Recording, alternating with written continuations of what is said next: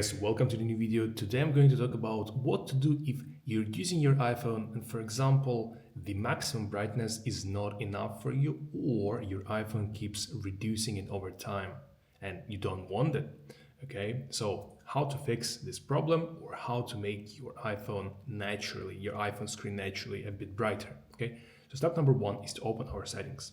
Okay, from here we scroll a little bit down to find this accessibility tab. You want to tap on it once.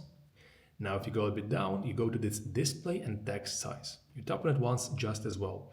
Then if you scroll a bit down, to be precisely all the way down, you'll find the reduce white point, which you want to turn off. And you will see if it's turned on, the screen is kind of a little bit dimmer. Okay, now once turned off, it becomes brighter. And auto brightness as well. You want to turn it off because while auto brightness is turned on, your iPhone keeps reducing the brightness and adjusting and readjusting it throughout the day without you manually adjusting it. Okay, so it does it automatically. Now guys, if you found this video helpful, please subscribe to our channel and like this video.